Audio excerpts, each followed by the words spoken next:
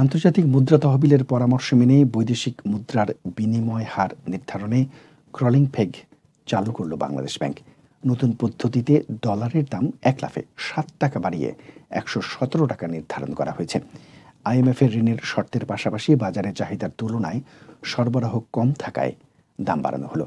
হঠাৎ ডলারের দাম বৃদ্ধি বাজারে মূল্যস্ফীতি উস্কে দেবে বলে মনে করছেন সংশ্লিষ্টরা। সার্কুলারে কেন্দ্রীয় ব্যাংক বলেছে, ডলারের ক্রয় ও বিক্রয়ের ক্ষেত্রে ক্রলিং পেগ এক্সচেঞ্জ রেট পদ্ধতি চালুর সিদ্ধান্ত হয়েছে। ক্রলিং পেগ মিড রেট ধরে প্রতি ডলারের দাম ১১৭ টাকা নির্ধারণ করা হয়েছে।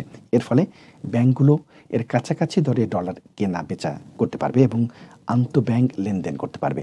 ক্রলিং পেগ পদ্ধতিতে একটি মুদ্রার বিনিময় হারকে একটি নির্দিষ্ট সীমার মধ্যে ওঠানামা করার অনুমতি দেওয়া হয়। এক্ষেত্রে মুদ্রার দরের সর্বোচ্চ এবং সর্বনিম্ন সীমা নির্ধারণ করা থাকে। ফলে দাম একেবারেই খুব বেশি বাড়তে পারবে না, আবার কমতেও পারবে না।